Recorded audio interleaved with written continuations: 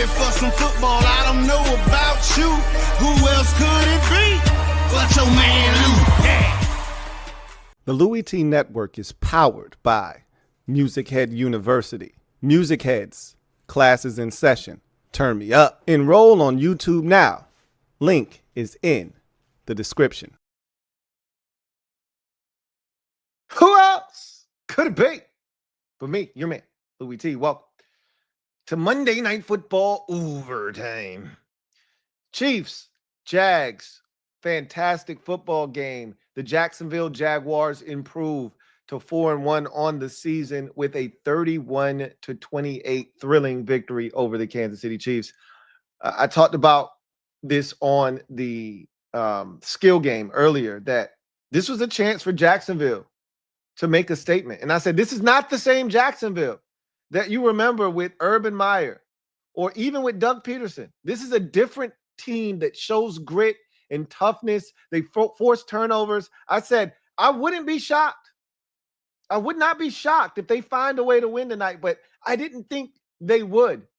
And maybe this is more indicative of what Kansas City is with all the mistakes they made tonight than it is what Jacksonville is. But you have to give credit to Jacksonville for the amount of adversity they faced and overcame tonight, for the resilience that they showed.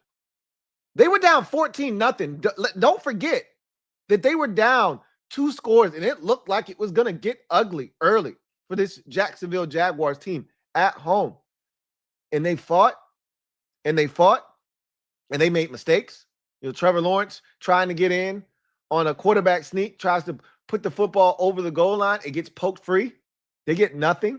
The Chiefs then take that turnover and go 98 yards or so down the field into the end zone and take a 14-0 lead. That could be soul crushing. That's a 14-point swing. And instead, they stay the course. They go down. They get points. Then the Chiefs have the football right before the half. They get the ball after the half. They haven't stopped the Chiefs yet. The Chiefs are 2 for 2 on their drives. They've scored 2 touchdowns. They've made it look relatively easy, I may add. This was an opportunity for the Chiefs, at worst, to go get a field goal, get the ball after half, score again, and really put pressure on Jacksonville. Instead, the defense got to stop. Came out at halftime, got another stop. And so the defense hung in there while the offense got their act together. Clearly, there were a ton of penalties in this game. None bigger than the one in the end zone late. Chiefs may have gotten away with a pick play. I thought it was clean. It looked like it was within 1 yard. You nitpicking if you're like, oh, no, that's past a yard. I mean, what are we talking about? The play started at the 2. The pick took place at the 1, maybe slightly inside the 1. Like, what are we talking about? So that was clearly pass interference on that play at the end on Jamari Connor. There was the Lawrence falling on the ground there at the end with no timeouts remaining, having to get up. And he was going to throw it away. As he said at the end, I was going to throw it away. And then he saw green grass and an opportunity to get in the end zone, and he took it. And this whole time I'm thinking in my mind, if they score a touchdown here, the Chiefs still have all 3 of their timeouts. The Chiefs are going to get in the field goal range. And I just talked about all the penalties on Kansas City. They had a really good return earlier in the game, negated by a holding penalty on 43. I think it's Cochran is his name. They get the ball back. It's a decent return. They're out to like the 37-yard line, holding penalty on Cochran again. And that pretty much sealed their fate. Even with 3 timeouts, only 19 seconds, I still wasn't ruling them out. Once the first play was incomplete, then I was like, 10 seconds left. Then the second play, that was their last hope. And Hollywood Brown wasn't looking.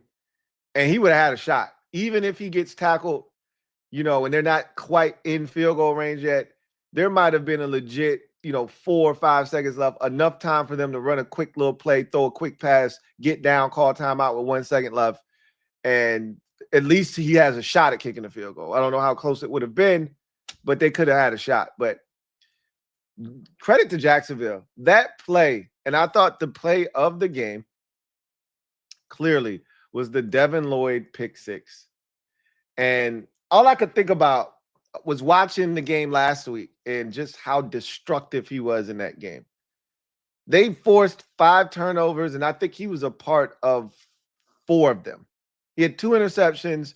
He had a sack at the end of the game that forced a fumble. Now, his sack didn't actually strip the ball loose. Eric Armstead, the former 49er, actually reached in, knocked it out, but he was sacking the quarterback as that was taking place. So he was involved in it. There was another play where I think a fumble was forced and he recovered. Like, he was all over that game last week, fingerprints all over that win. And to see him make the play, all I could think about was they didn't pick up his 5th-year option, right? Like, they were disappointed in him coming into this season, so much so that they didn't pick up his 5th-year option, and now he is absolutely balling. And this is what people thought that Devin Lloyd would be coming out of Utah, right? This dynamic athlete, like he didn't test the best coming out of Utah, but he had such good feel for coverage and out in space. And that was supposed to be his calling card, his superpower. Well, you're seeing it now. It's finally all starting to come together for him. And him faking like he was rushing, dropping underneath Travis Kelce in the red zone and picking that thing up. That's Mahomes' second massive, back-breaking red zone interception that he's thrown. I've said this. Mahomes is turning into a pumpkin. Now, he was not that tonight. He was not a pumpkin tonight, but he is making those mistakes that make him human. We'll talk about the Chiefs. Let's not allow the Chiefs to hijack the enjoyment and the excitement that goes with a big, massive Monday Night Football win at the crib. Let's talk about Jacksonville and his 4-1 start under Liam Cohen. I talked about this team going into this game on the skill game, and I said, this is a dangerous Jacksonville Jaguars team. This is not the Jaguar team that a lot of you had not been exposed to yet. And I kept telling you, I said, this is not the Jaguars team you're accustomed to. This is a much tougher, grittier Jacksonville Jaguar team. I think they take on the personality of their head coach. I always feel like teams do, right? And he's got a little edge to him. I talked about the whole, tit for tat, the little scuffle he got into with Robert Saleh last week because of things that were said at the press conference that he took umbrage with. And he went up and he approached him after the game, told him, keep my name out your mouth. Guys had to hold him back. And we all remember his exit from Tampa. It wasn't the cleanest. Some people thought it was snake-like behavior. If you're a Bucs fan, you felt like it was snake-like behavior, whatever. He didn't give a shit. And that's how he conducts himself. Like, he endears himself to his team, but there's an edge there. And they also take on that persona. And you see this is a different team. I've always looked at Jacksonville in past years as soft, mentally soft. Those Florida teams in particular, mentally soft. Miami, mentally soft, right? Don't like cold weather. You be physical with them. You slow them down. You can reduce them to next to nothing. Jacksonville was another one of those teams I looked at and said, I don't think they're mentally tough enough to handle these types of environments, like these types of games, this type of stage against that type of team, which is why I didn't pick them to win, despite feeling like this was a different Jacksonville team. But tonight was one of those games where I said, hey, this is your opportunity to show, not just me, forget about me, show everyone, the entire league, all that are watching, that this is a different Jacksonville team. You're the best team. And I said this on the skill game earlier. You're the best team in the AFC South. I believe that. Houston is getting their act together. They just beat the brakes off of Baltimore. But we know Baltimore is not themselves right now. I don't care. I still think Jacksonville is better than Houston. But you had to go out and prove it. And tonight was a statement. And I love the fact that this is who they've been this season, right? They've blown out no one. I'm trying to think of all the games that they've won this season. I don't know if any of them have come in blowout fashion. Maybe one of them may have. But this is who they've been this season. They played in a bunch of close games. Their one loss was a close game that they easily could have won after Joe Burrow got injured. They were up in that game, I think 24-14, if I'm not mistaken, something to that effect, and still found a way to lose. But they had a lot of issues in that game, drop passes, et cetera, et cetera. They easily could be 5-0 right now.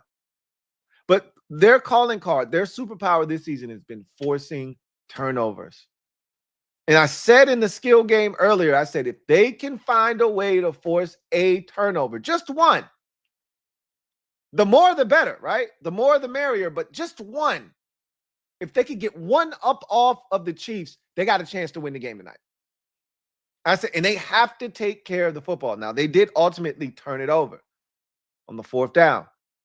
However, that pick 6 was worth more and more impactful than the Trevor Lawrence fumble. That was 4th down. If he didn't get it, they still weren't going to score anyway. That Mahomes pick 6, if I'm not mistaken, that was a 1st down decision by Mahomes. Even if it wasn't 3rd down. So that Devin Lloyd pick 6, massive. Total game changer. Goes from a 14-14 game to 21-14 Jags. And that gave them the confidence that, you know what, we can win this game tonight. F the Chiefs. This is our house. Duval, this is our house. We're the better team. Let's go win the game. And that pick, it was what they have been all season. Now a league-leading 10 interceptions through 5 games. That means they're averaging, this is crazy, 2 interceptions per game the first 5 weeks of the season. 14 total turnovers forced. Pure insanity. Coming into tonight's game, they were averaging 3 turnovers, 3 takeaways per game. Like, that is pure insanity, especially for a fan of a team who is allergic to turnovers. I'm watching Jaguar games jealous. And they did it again in this game. It wasn't 3, it wasn't 4, it wasn't any crazy, outlandish number, but it was the one play they needed. And without it, I don't think they win the game tonight. Give credit to Trevor Lawrence. This was a night where he showed a little backbone, where he showed that intestinal fortitude we've been looking for from him. He showed, I'm going to do this by any means necessary. It was Malcolm time tonight. And he stepped up. And sometimes it was with his leg. Others, it was with his arm. But whatever it took, he did it. And there were times where offense was a little stale. He couldn't find the open receiver. Guys were dropping the football, whatever the case may be. And he just said, F it, I'll do it myself. And he took off. And I don't remember him using his legs this much the last 2 years, really. Like, I remember when he first came in the league, his legs were a weapon. And it feels like that weapon has been muzzled, and not through anything anyone else has done, more so him just being a little bit, more reluctant to run for whatever reason. Well, tonight he took all of those shackles off his feet, and he took the hell off. Every time he felt the need, every time he didn't like what he saw, he took off, including in the red zone, 2 rushing touchdowns, including the game winner when they needed it the most, on a crazy play where he gets his foot stepped on. They don't have any timeouts remaining. I actually thought they mismanaged the clock down the stretch. After throwing that wide receiver screen to De'Ami Brown, they bang a quick timeout. For what? What are you banging a quick timeout for? Let the Chiefs use one of their 3 timeouts. You keep yours in your back pocket. And if they don't call a timeout and they're going to let you figure out if you're going to win the game here or not, then you call your timeout after a little time elapses, because this is it for you. This should have been either we win the game here with a touchdown or we lose, but this is it. There is no extra possession for Kansas City to try to get in the field goal range. So I actually thought that last timeout that they used it too quickly. I thought it was Kansas City with how fast they called it. So the fact that they had no timeouts, Trevor Lawrence gets stepped on, he falls down, he's struggling to get up, he slips again, and no Chief is able to get to him. He gets to his feet, breaks the tackle of Chris Jones, and finds his way into the end zone. Is big time. Had a big time throw on a third down on the possession before to Etienne to get to field goal range, and then came back to his big target, Brian Thomas Jr., for the deep ball down the side. And that is the best throw probably of the night. That was a dime, a dot. The one to Parker Washington in the end zone was also a great throw on the out route. But that go ball down the sideline in a gotta-have-it situation on the final possession, down, what were they down? 4 at the time. That's as good as it gets. That's the Trevor Lawrence you drafted #1 overall out of Clemson. That was what you've been looking for from him. This was a coming-of-age type of performance. I talked about this same thing, and I literally talked about the same thing on the skill game, and I talked about the same thing last night on overtime with New England. When you're a young team and you're trying to figure it out, and New England's was a little bit more impressive from the standpoint of they had to go on the road and do that in a hostile environment. This is still super impressive because the Chiefs are the big bad wolf. The Chiefs are Godzilla. They are King Kong.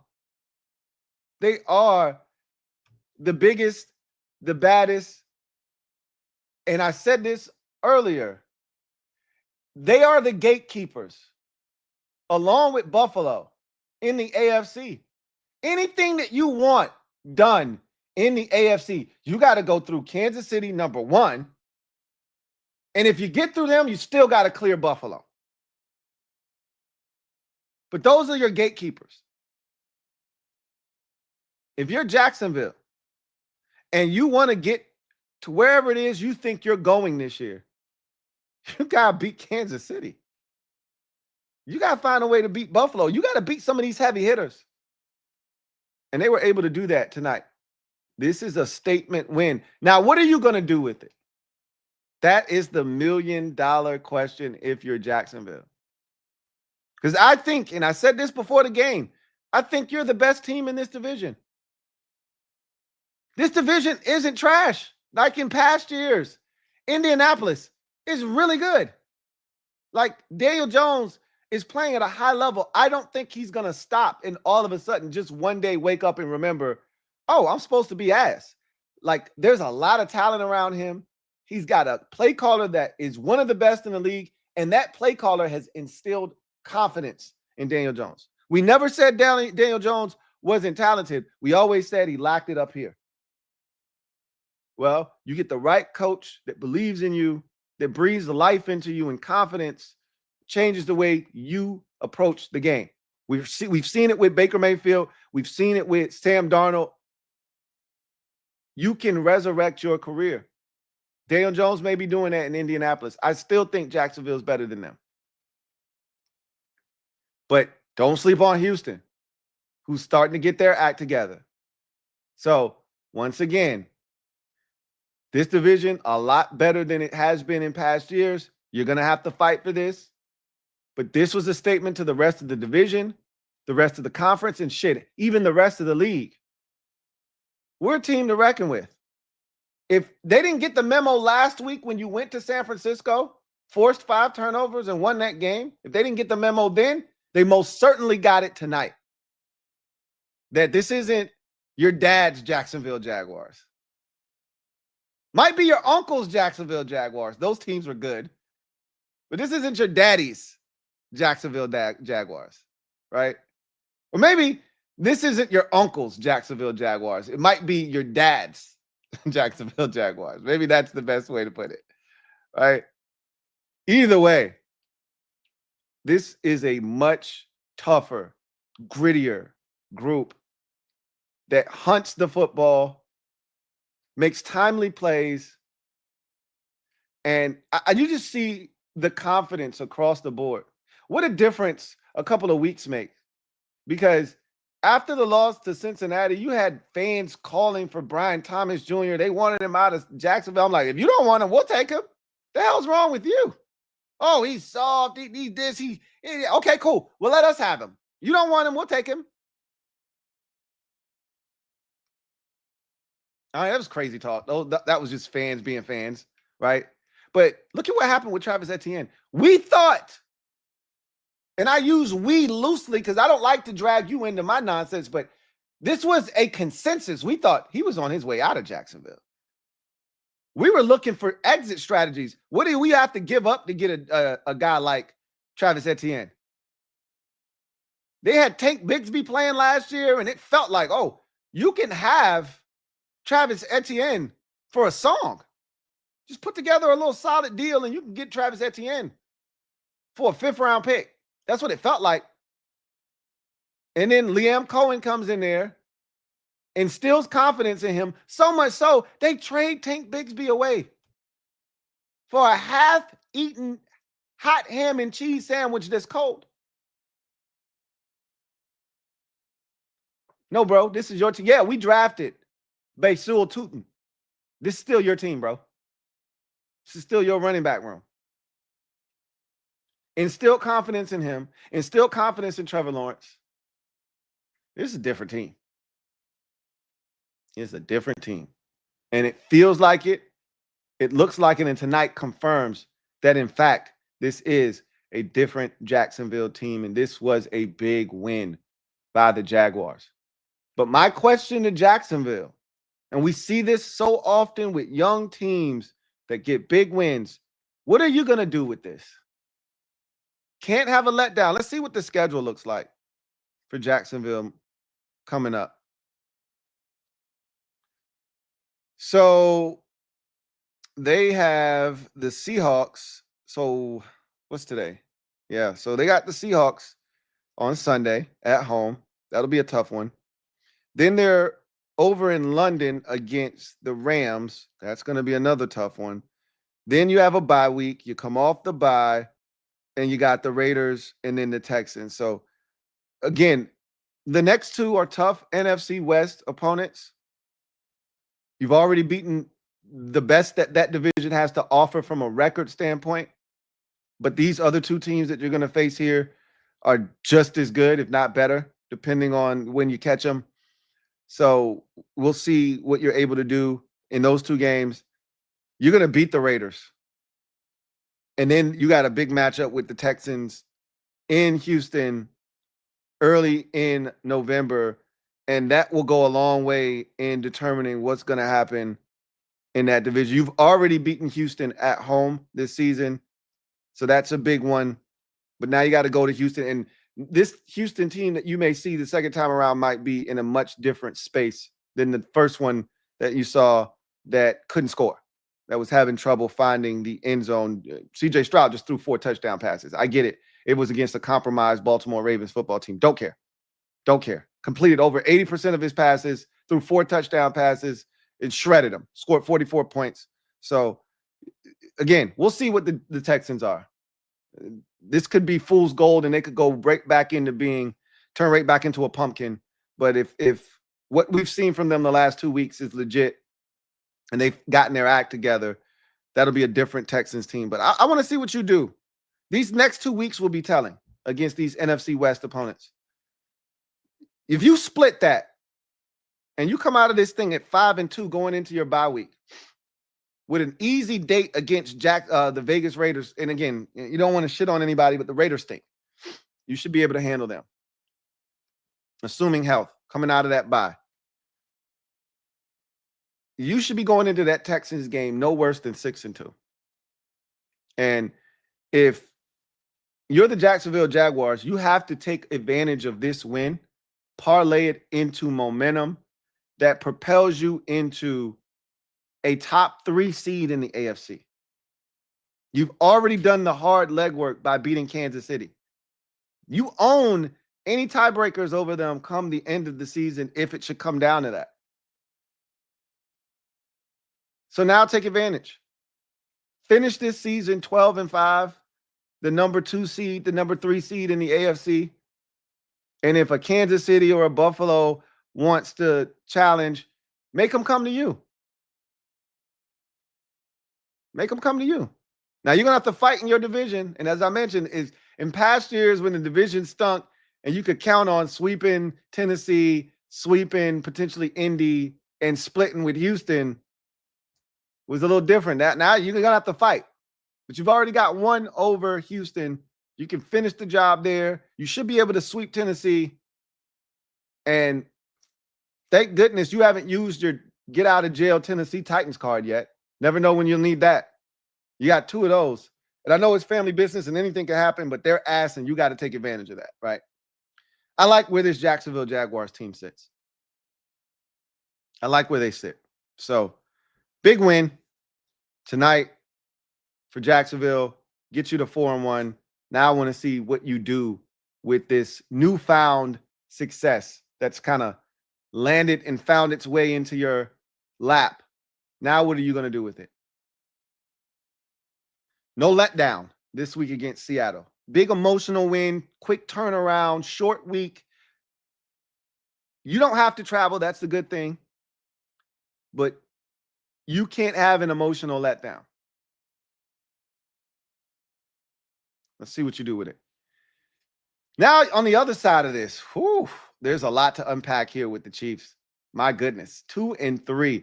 Who would have thought? I mean, just take a second to take a step back and analyze the landscape of the AFC. Now, Buffalo is still good, but they're vulnerable. They're vulnerable, but they're 4-1. They're still doing what they're supposed to do. All right. But the Ravens are 1-4, and they look like they're left for dead. Now, the good thing is they've got a bye week coming up here shortly, but I don't know who they're playing this week. Unless it's the Tennessee Titans, they probably should lose, right? Or the Vegas Raiders, the Jets, or the Titans, they probably don't stand a chance in hell of winning that game. Maybe Cincinnati with their current quarterback situation. But outside of those teams, they got no chance. So you're 1-5, you head into your bye, you come off that bye, and more likely than not, you'll get Lamar Jackson back from his hamstring injury. Maybe you'll get some of those other guys that are also banged up right now. Can you make up the ground necessary to get back into playoff picture? Don't know. But that's an uphill battle for the Baltimore Ravens to have to climb, right? That's a really uphill climb. Steep, too. Then there are the Chiefs, who started the season 0-2. We said, okay, they got their shit together. You know, the Giants were right on time. It wasn't a pretty win, but it was gritty, and it was most importantly a dub. And you turn around, you go to home, and you play Baltimore, and you beat the brakes off of them, and you score 40, and you're like, okay, maybe the Chiefs are back. Here's a really good young upstart Jacksonville Jaguars team smelling themselves a little bit. This is where you come in and you humble them and you remind them that we are the Chiefs. We run the AFC. And you pay rent here. You're a tenant. We run this whole thing. You want a piece of real estate? You pay us, right? You want to work on these corners? You pay us. We'll provide you with the product. We'll give you the real estate. And you give us a portion of your proceeds. And Jacksonville would have none of it tonight. And all of a sudden now, teams are looking at Kansas City with the side eye. Like, who are they? Teams are tucking their napkin in their shirt licking their chops when they see Kansas City now. They looking at these boys like food. Now, I will say, they're going to continue to get healthier. Rashid Rice changes things drastically. Hollywood Brown stays healthy, and Xavier Worthy gets healthier, and all of a sudden, Hollywood Brown is your third option, Worthy is your second option, and Rashid Rice becomes your number one. Then guys like Juju Smith-Schuster are ancillary fourth, fifth options, and Kelsey can just kind of get in where he fits in. All of a sudden, they become extremely dangerous on offense. They're not there yet. They're a couple weeks away from that. Week 6, I think week 7 is the end of his suspension. He's got a 6-game suspension as Rashid Rice. So I'm not counting these boys out just because they're sub 500 after 5 weeks. Not going to do it. I know better. I've seen this before with the Patriots. I've learned my lesson once upon a time. Never count out a team the caliber of Kansas City because of a slow start to a season. We're not accustomed to it, but I know better. And while tonight was a bit surprising, they normally find ways to win these games. They haven't done that this season. They've actually found ways to lose these types of games this season, which is why they find themselves at 2-3 instead of 5-0 or 4-1 like we're accustomed to seeing. Worst case scenario, 3-2, right? As Joe Buck said, this Chiefs team didn't lose their 3rd game of the season last year until the Super Bowl against the Philadelphia Eagles. But they couldn't get stops against the Chargers in week 1. Pivotal turnover by Mahomes against Philadelphia in week 2. Pivotal turnover by Mahomes tonight in week 5. And penalties galore on the Chiefs that hurt them countless times in this game, including one in the end zone on the final drive by Jacksonville on their go-ahead score, and then the holding penalties on the kickoff return. How about the kick out of bounds by your veteran place kicker, Harrison Butker, after you take the lead 28-24? How about him kicking the ball out of bounds and giving the Jaguars the ball at the 40-yard line? You talk about a jump start. This is the second time we've seen a kicker make a big mistake in a crucial situation late in the ball game on primetime. Cardinals did it earlier this season against Seattle in a crucial situation, not kicking it into the landing zone. This one goes out of bounds from Harrison Butker. So just continuous mistakes from a team that we're not accustomed to seeing this level of mistakes from. The amount of missteps from a Kansas City Chiefs championship caliber team is not something that we're accustomed to seeing. They're mortal. And as I've said this, and I said this last night when I was talking about Buffalo, there isn't a dominant team in the NFL this year. Not a single one.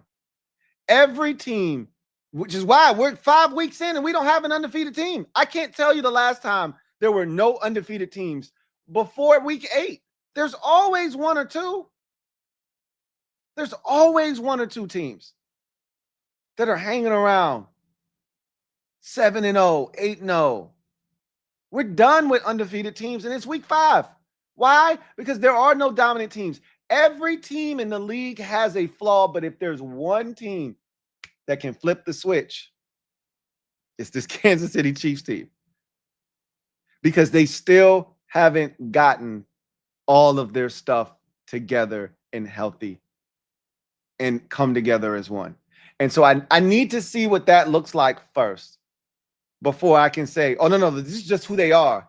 And they're not going to maximize the talent that they have this season. If they can't get out of their own way defensively, they can't get stops. We give a lot of credit to their defensive coordinator, Steve Spagnuolo, and rightfully so. He's done a lot of good things, but Teams aren't afraid of this Chiefs defense. You can't just blitz 7 guys, cover 0, and think teams are just going to shudder, right?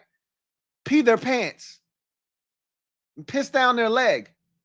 They see the cover 0, and teams are confidently picking it apart. The Chargers did it in week 1, whether it was Herbert using his legs to escape or throwing the football. Hurts did it, and Hurts hurt him with his legs, but there were 1 or 2 throws. He didn't make a lot of them. We know he didn't have a lot of passing yards, but it were 1 or 2 throws to Devontae Smith against cover 0, and that proved to be the difference. A mistake by Mahomes in the red zone, 1 deep ball to Devontae Smith, and the Eagles won that football game. And tonight, they tried to turn the blitz on. Lawrence went to his one-on-one matchup to his big-time receiver, caught Connor with his back turned, not looking for the football, face guarding, pass interference.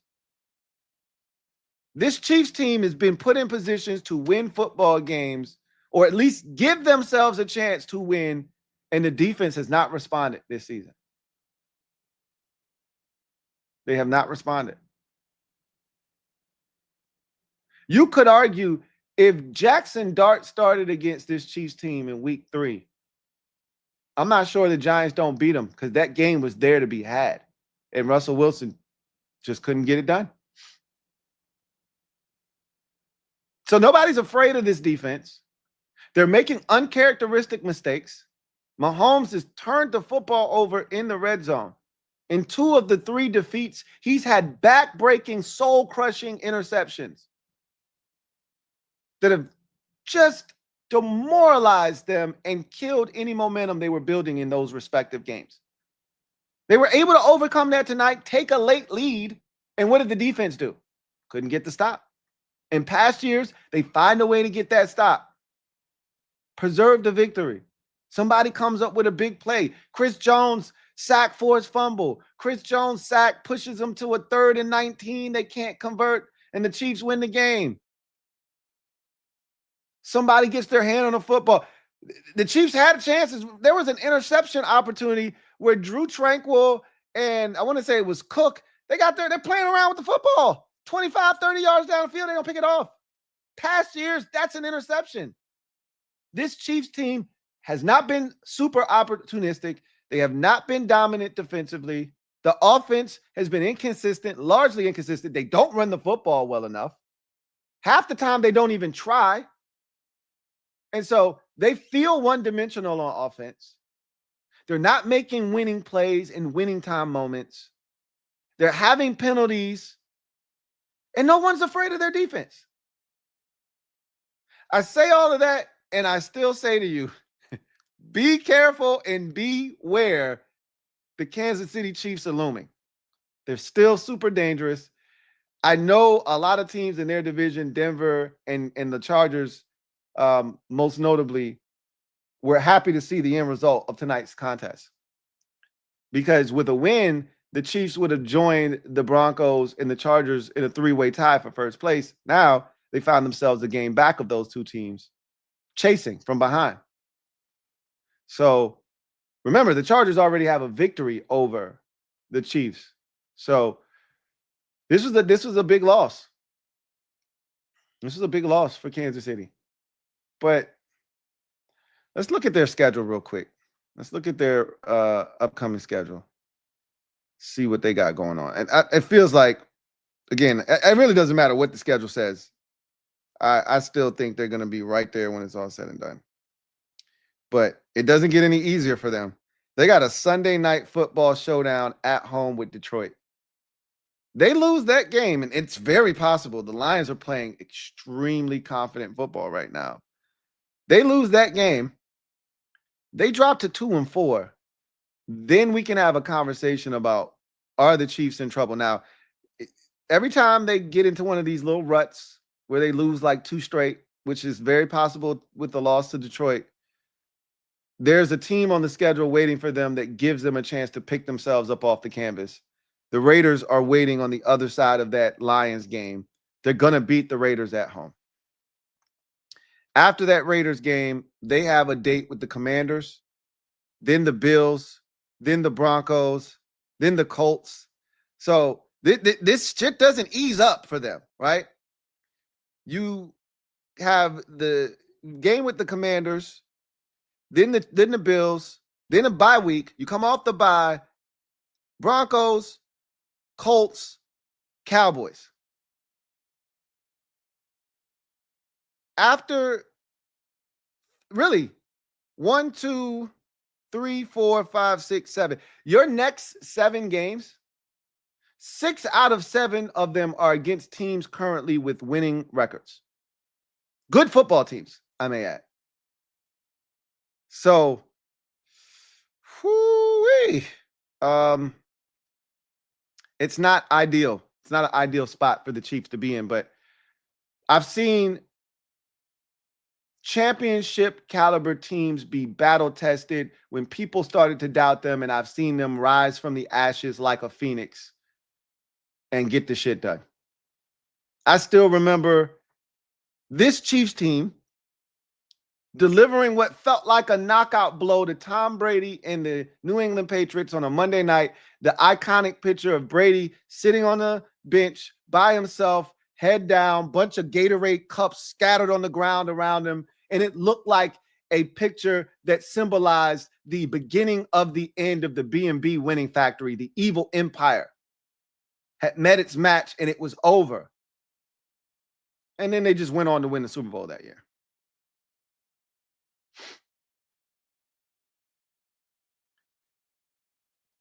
I'm not counting the Chiefs out, but they got some flaws. Just like I said, there is no dominant team in the league this year. Every team has its flaws. Bunch of teams are dealing with injuries. A number of teams have just flat out deficiencies that they can't fix during the season. They just have to try to work around them. We'll see if the Chiefs, once healthy, can start to refine and retool some of the things that have ailed them this season, or if they're going to have to work around this defense that all of a sudden can't seem to get a stop when it matters most. Are the penalties a real thing? Because look, they got the most penalized player in the NFL at right tackle in Jawan Taylor. Like they can't get away from that. The man already has 7 penalties through the first 5 weeks of the season. I don't know if he had any tonight. I think they put the illegal formation on his jacket, which is bullshit. Like he's already penalized on his own. Don't penalize him for some other guy covering him up on the end of the line of scrimmage, but whatever. They're going to be penalized just because you got the guy that's the most penalized in the entire NFL every year is on your team. So we're going to see with Kansas City. We're going to see if they can find a way to navigate their way through these very murky waters. You lose to Detroit on Sunday night. You drop to 2-4. And with the way the Chargers and the Broncos have looked, and I know the Chargers have been sputtering a bit of late, and they've got a ton of injuries on the offensive line, and now Amari and Hampton is on IR. So, but the Broncos are surging, right? Their arrow is pointing upwards. Maybe the Chargers is maybe going down a little bit here, but Denver wasn't afraid of you last year when you were a 14-2 team or 15-2. Denver wasn't afraid of you then. They almost beat you twice last year. So I'm not saying. I'm just saying this one was tough. But even at 2-4, the Chiefs are a live dog.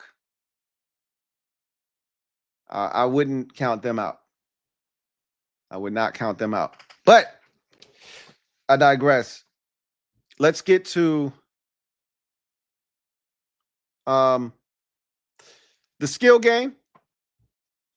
Then we'll come back on the other side and we'll get to the comment section. Let's get to the skill game, brought to you by Sleeper. The skill game, brought to you by Sleeper.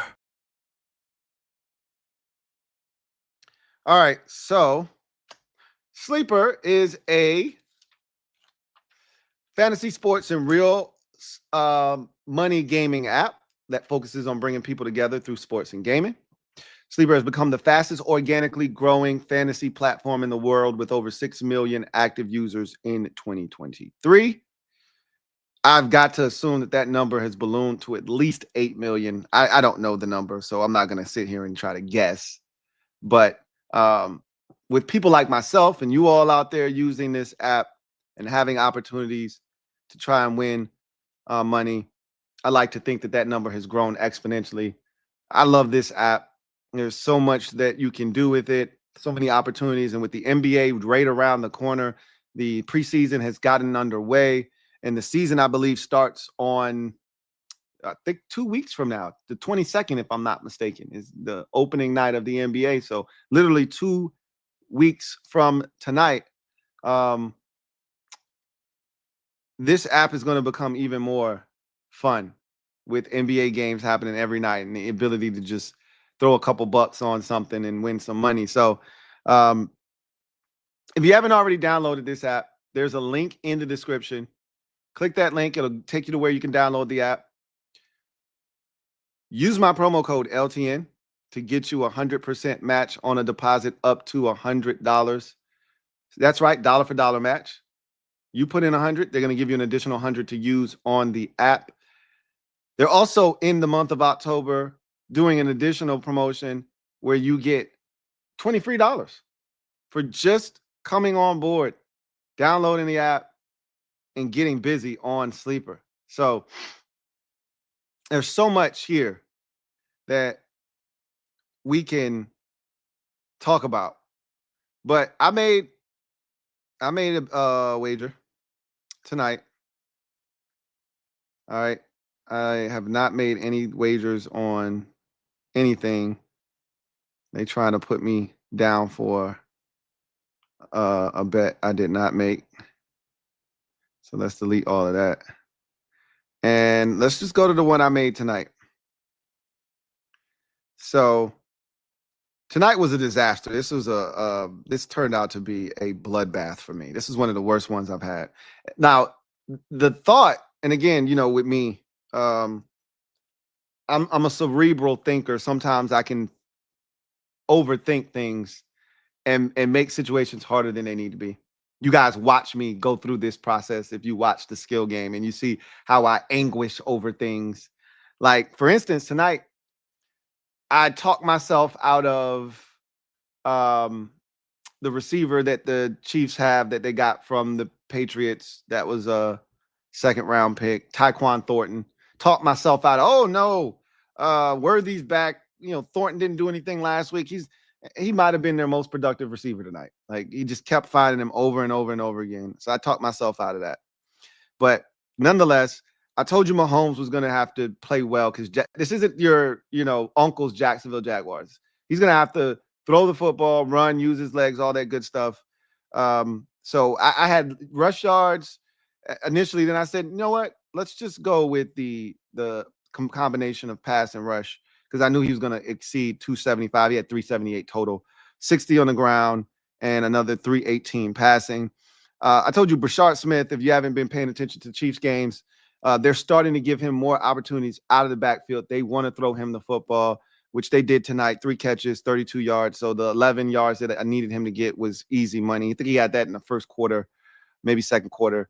Travis Kelce, normally when they get in the red zone, this is how Mahomes makes mistakes. If I'm playing the Chiefs, I'm taking away Travis Kelce in the red zone, or I'm keying in on him because I know that's his go-to guy when they get down there. He threw the pick against the Eagles, trying to throw the football to Travis Kelce. He threw the pick tonight, trying to throw the football to Travis Kelce in the end zone. He hit him on the little pick play for the touchdown on the opening possession. So I knew Kelce was going to be involved. They get down in the red zone. That's the guy that he's always looking for. So that felt easy, and it happened. The De'Ami Brown, I just knew he was going to be more active. He tried to get the ball to De'Ami Brown. He had 4 targets in the game. One of them, he dropped one. Another one wasn't close. It got deflected. It wouldn't have counted anyway had he caught the one that he dropped because there was a penalty on the play that would have negated it anyway. But he had 2 catches on the final drive, which shows you that all he had to do was they just had to be more like Lawrence just had to make a more concerted effort to try to give him the ball. I thought they would, just like a wide receiver screen, like they threw him at the end of the game. Thought they would have done that earlier in the game, but they didn't. So he fell short of the 2.5 receptions I needed him to have. Butker not kicking a field goal, crazy to me. I thought Jacksonville's defense would keep Kansas City out of the end zone, would not allow them to be as prolific tonight. I was wrong about that. And that happens sometimes. I first remember I had both kickers, and I said it never works out when I take both kickers in the same game. So I got rid of Jacksonville's kicker and just kept Harrison Butker because the Chiefs have been kicking field goals like their mind had gone bad this season. And then, of course, in this game, he doesn't kick a single field goal. Travis Etienne, this was the most frustrating one of the night because they got down there like 4 times. And all I needed them to do was just to give him an opportunity. On the first possession, they threw it to him in the flats. He got tackled at like the 2. I'm like, cool, give it to him again on the ground. Nope. Trevor Lawrence kept it himself, got knocked out at the 1-yard line. Then he tried the thing over the top and it didn't work. I'm like, okay, they'll get down there again. I'm not tripping. So they get down there again. Etienne has a great run down there. And then they don't give it to him again, right? And then there were 2 other instances where they got down there and Bashul Tootin is in the game. I'm like, what are you doing? Put Travis Etienne in the game. So it felt like Lawrence wasn't going to give him a chance to catch it and get in there. They weren't going to run it with him. And I was like, this shit might not work tonight. He's going to get in. It'll have to be from like 17 yards out on a run that he pops or a screen that he catches and navigates traffic and gets in. It doesn't feel like they're going to get inside the 7-yard line in the low red zone and give it to him, which they weren't. They just weren't. It wasn't going to happen. There were ample opportunities. They got down there a bunch of times, and Lawrence ended up running 2 of them in. He threw one to Parker Washington. He fumbled one. They were down there a ton. Travis Etienne needed to get in once, and it just didn't happen. So wasn't my night. And then Xavier Worthy, like I said, he was banged up. When he got hurt, I was like, good, just stay out of the game and let him void you, because it just felt like him and Mahomes just weren't on the same page. And so I was like, just get out. So, because that's what happened with Brenton Strange, right? He had already had 1 catch, a big 22-yarder, and then he got injured. He was going to have 4 catches tonight because that's one of his favorite targets. But they voided him. And I was like, yeah, go ahead and void Worthy too. Stay out the game. So they can void your ass. And then all I would need is De'Ami Brown to catch a football. And you know, I was doing the calculations in my head. De'Ami Brown, either you catch another football on that final drive or y'all score this touchdown. The Chiefs then go down, get the field goal, right? And then De'Ami Brown has a catch in overtime. So in my mind, I'm like, okay, Chiefs get the ball, they win the toss, or the Jags win the toss, they defer. Kansas City gets the football, drives down the field, settles for a field goal. There's your second field goal. And then De'Ami Brown has a catch on that final drive of overtime, and Etienne scores the game-winning touchdown. And in my mind, I started doing crazy math. Of course, none of that shit came to fruition, but I wanted Worthy out of the mix so that could come to fruition, because I didn't feel like he was going to get another 17 yards in this game. He didn't feel like a safe bet at that point. After seeing his involvement, seeing what he was doing, realizing that if I would have known his injury status, like he was a little questionable with an ankle and he's got fluid in his ankle and all that bullshit, he would not have been a part of my ticket. I would not have made him a part of my ticket. So that was my mistake, just not knowing his situation going into the game. But in any event, I will say this was one of my sloppier tickets. Normally, when I have this many that I need to hit, I think I had a full 8, right? Yep, I had a full 8. Normally, I'll hit 6 or 7 of them and just be out short 1. Not this time. This was a pretty sloppy ticket, but I'll be better next time. I'm going to be better. And again, the logic was there. The logic was there. It just didn't hit for me. So anyway, that is the skill game brought to you by Sleeper. Use my promo code LouieT or LTN. to get you 100% match on your first deposit up to $100. Sleeper. The Skill Game, brought to you by Sleeper.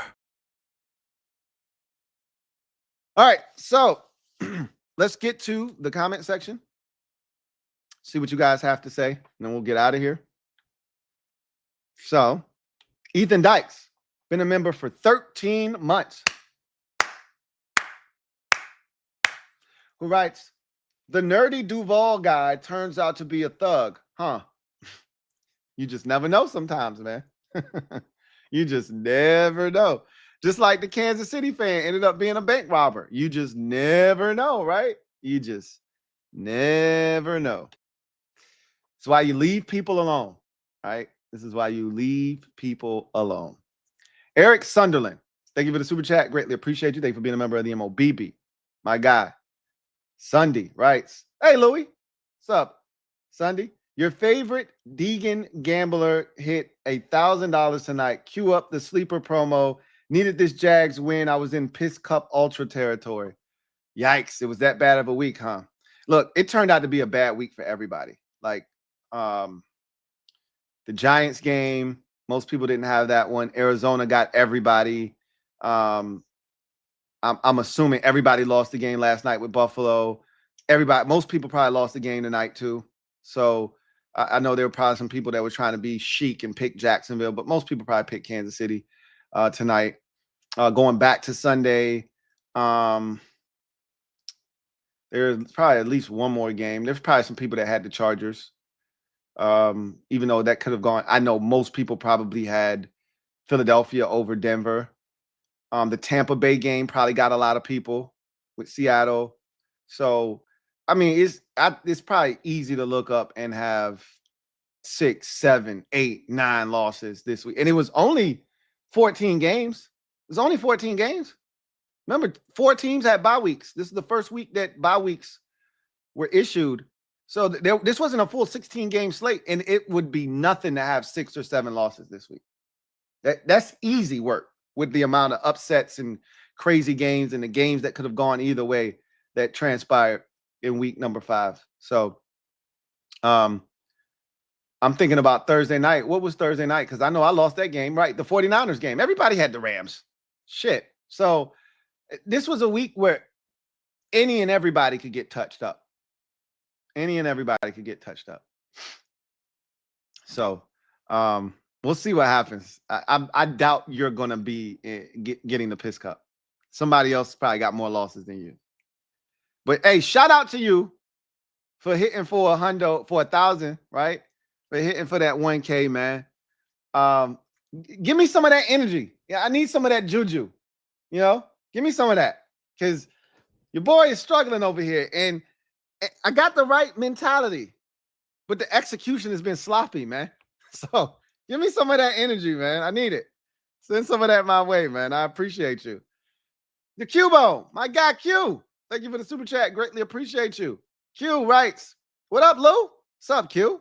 What a win. What a game.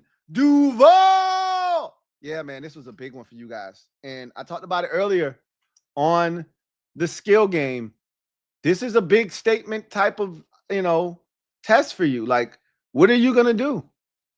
The opportunity is here. Are you going to take full advantage of it? And you did. And this is a statement, not just to your division, not just to the AFC, but to the entire league. Like, you got 2 NFC West opponents coming up, and you already beat the team that's in first place, gave them their lone loss of the season. You did that. So I'm interested to see now what you do against the next 2 teams in that division that are really good, in the Seattle Seahawks and the Rams in the next 2 weeks. But this was a big win. This is one of those games that alters the trajectory of your season, changes the way your team thinks.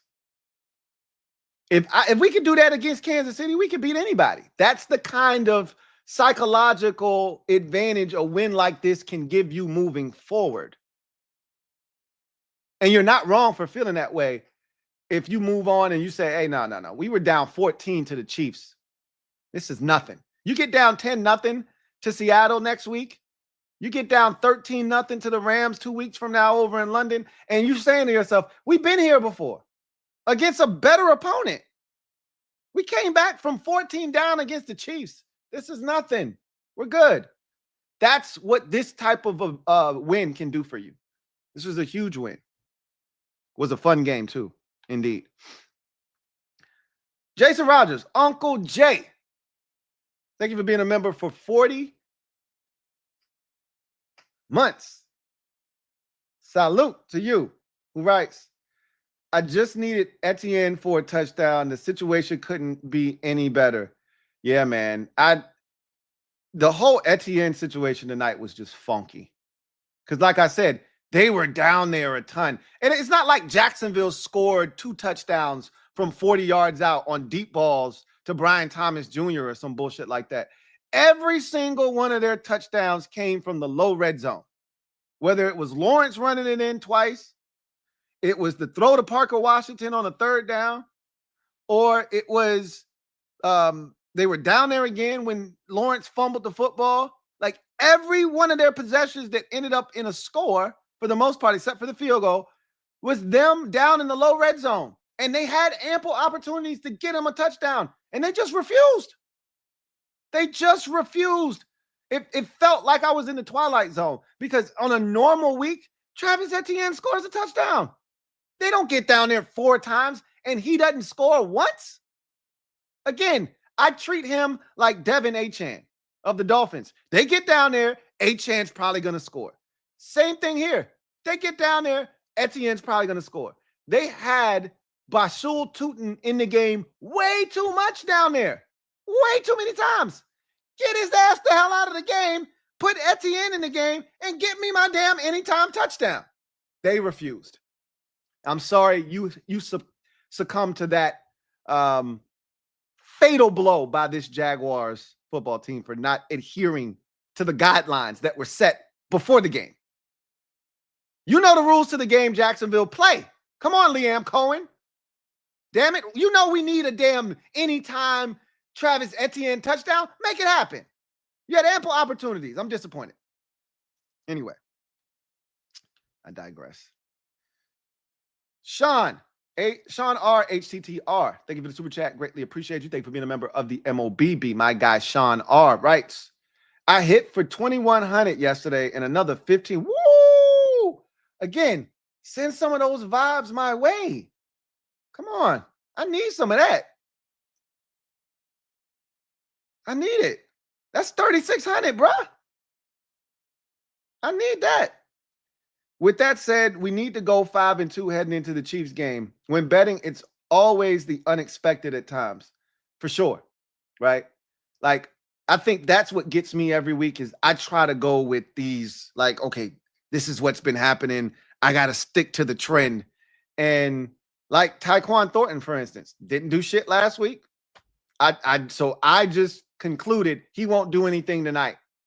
And he probably had the most receiving yards of any Chiefs player tonight. Like, I should have been able to foreshadow that, but I just couldn't pull the trigger on it. But that's how you got to think, right, when doing this. And so, again, all of these are lessons for me. I continue to learn. I continue to store data, and I'm going to continue to get better at this to the point where I'll be talking like you. Oh, yeah, I hit for 1,100, and then I turn around and hit for another 8, and then I just hit for another 6. That's going to be me shortly. I just got to continue to be patient. My time is coming. But shout out to you, man. 3,648 hours? Let me bow to you. You hot, bro. Let me fan you a little bit. But send some of that energy my way. I need it. Congrats, my boy. Timothy Santiago. And let me just go back to your comment real quick. We need to be 5-2 heading into the Chiefs game. That's the goal, to get hot. Based off of that Chargers win, take care of business against the Bears. And then the Cowboys game is tricky because we struggle with Dallas. and we struggle in Dallas. And we don't know how to beat Dak Prescott for whatever reason. So I'm really looking forward to that game, but my mind is solely focused on the Bears next week. That's it. They out for revenge. They looking for it. They want it bad. They had a week off to prepare.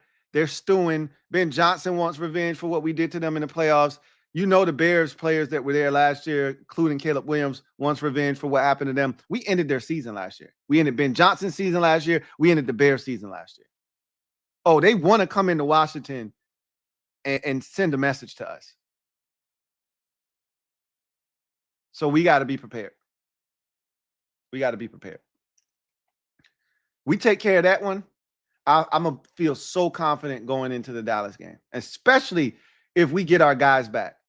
Like, I'm not ruling out getting our guys back for this game coming up against the Bears, but I know they're going to be back by the time we get to Dallas, assuming they don't play against the Bears.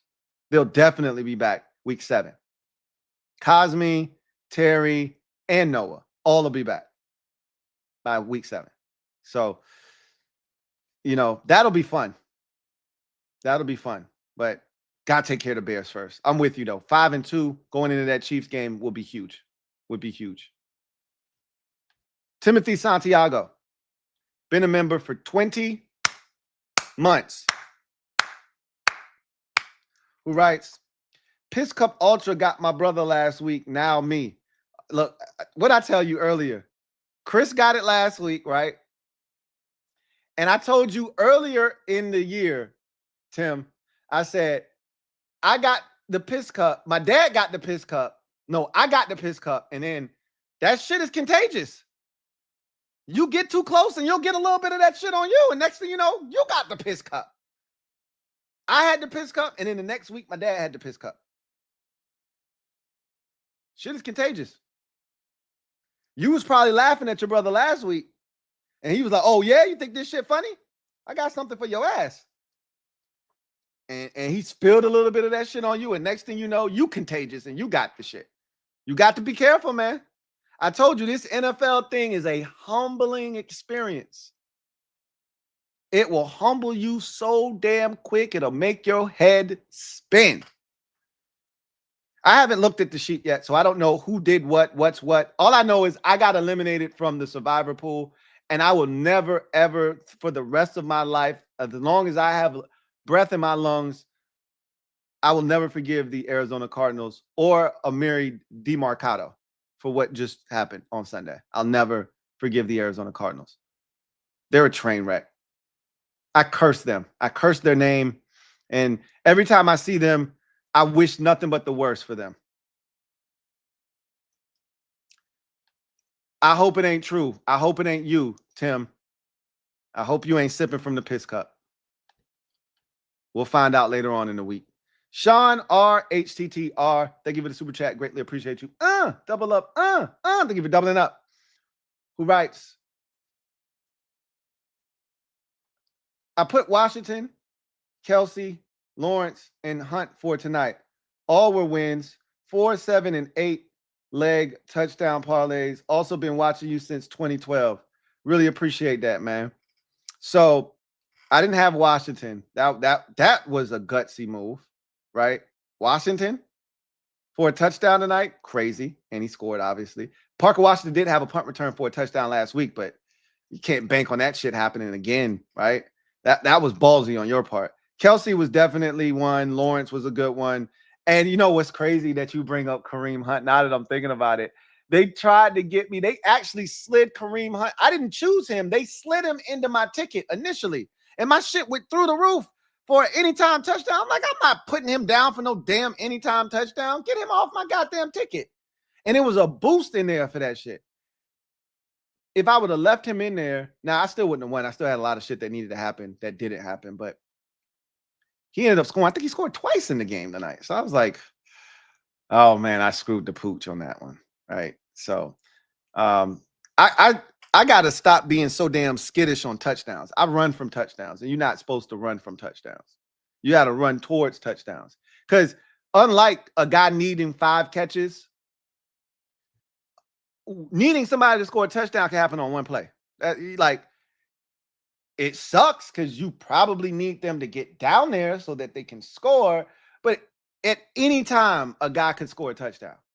If you need a dude to have 5 catches and there's 2 minutes left in the game and he only has 1 and they don't have the ball, the likelihood of that guy getting 5 catches is slim and none, right? But if you need a guy to get a touchdown and he doesn't have it yet and the other team has the ball with 2 minutes left, anything can still happen if the game is close, timeout still had, all that good stuff. So I got to stop running from touchdowns. I got to stop running from touchdowns. Sean R, HTTR, thank you for the super chat. Greatly appreciate you. And thank you for the generosity. He writes, donation. Hey, look, man, when you're up 3,600, man, this is a little drop in the bucket. I appreciate you, though, man. Maybe this $50 right here will go a long way. Maybe you're planting a seed for me to have some success. All right, I'm going to water this $50 right here and watch it grow. Maybe this can be the 50 spot that gets me going. I don't know, man. I need it. I ain't won since week 1. I ain't won a bet. We're going into week 6, and I haven't won anything since week 1. The drought has to end at some point. I feel like the Commanders' defense in forcing turnovers. I got to end the drought at some point. They say that the turnovers come in bunches. These wins got to come in bunches. You're experiencing that right now. 48 hours, you've won 3,600. So I need some of that in my life. Every time I talk to somebody, they're like, yo, I hit for 1,100. I hit for 12 yesterday. When is it my turn? Damn it. When is it my turn? So I'm learning from y'all. Y'all giving me the game, though. Y'all like, yeah, you got to do this. And I'm taking notes. I'm taking notes. I'm taking notes, Sean. I'm taking notes. So y'all giving me ideas on what I should be doing in these games. So I'm going to definitely keep doing it. I really appreciate y'all. So really appreciate the donation and the generosity, Sean R, HTTR. And once again, congratulations on all of the winnings over the last 24 to 48 hours for you, man. Salute to you for getting it done. That is the last comment. And so with that said, I am going to exit stage left. Big win for the Jacksonville Jaguars tonight, 31-28 over the Kansas City Chiefs. This was a fantastic game with a fantastic finish and a big win for a young team up and coming with a first-year head coach. Every year we talk about what teams are going to come into the playoffs, what teams are going to exit. You always feel like there's certain teams that are mainstays. They're not going anywhere, right? It's the fringe teams that made it a year ago that easily could be out and a new set of fringe teams get in. But this year in the AFC in particular, right now, all bets are off. It's supposed to be Kansas City, Buffalo, and Baltimore, and then everybody else. And if Joe Burrow were healthy, you might try to sneak Cincinnati into that conversation. But it's supposed to be those 3 top dogs. And then everybody else just figure out a way to fit in wherever you can get in. Baltimore looks like they're in danger of not even being in the mix this year. And Kansas City is teetering right now. They're playing with fire. And if you keep playing with it long enough, you will get burned. Still, you can't get me to write Kansas City off. Even if they started 2-5, 2-6, I still might not write them off. Because at any moment they could get hot. But they're not losing to the Raiders. Right? Worst case scenario, they start the season off 3-5, and they can still dig themselves up out of that hole. So this is a tough loss. And here's the thing: if you're a Jaguars fan, big win, momentous win, gives you confidence moving forward. You got some tough games coming up here on the schedule. Want to see what you do with them. A couple of NFC West opponents, one at home, the other over in London. Want to see how you handle that. But if you're a Chiefs fan, the same shit keeps happening. And at what point do you say, this isn't a fluke? This isn't just happening by happenstance. We don't have our shit together. At first, you could blame injuries. Everybody's got injuries, though. Suspension, all of that, because everybody's got some shit going on with their team, right? But now, you just got to start looking at the facts. Mahomes is turning the ball over, especially in the red zone. This team is making mistakes penalty-wise. The defense isn't getting critical stops. You got to start looking in the mirror and saying, maybe we are not who we once were, and we're going to have to reinvent ourselves and figure out how we're going to win games. No, but right now you're 2-3. And all those lucky breaks you got last year, blocked field goals late in games, and pass interference on 4th and 16 to extend the drive that you were going to lose the game in, and all that shit that was going your way last year, it ain't going your way this year. And that might ultimately be the difference between you being 15-2 last year and your ass ended up 9-8 this year. Is that that ball doesn't break your way this year? Who knows? We'll see. But in any event, that's going to do it for me. Your man, Louie T. Massive win for the Jacksonville Jaguars.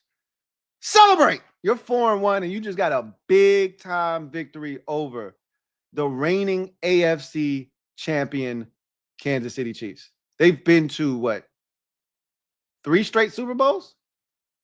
You just knocked them off? Sent them under 500? Big win. Down 14-0 in this game and rallied back? About to say, that's big time. Anyway. Duval! Celebrate. Your Jacksonville Jaguars are 4-1. Big time win. Chiefs 2-3. Searching for answers, but I'll never count them out. And neither should you. Until next time. You guys, have a good one. Take care. Peace.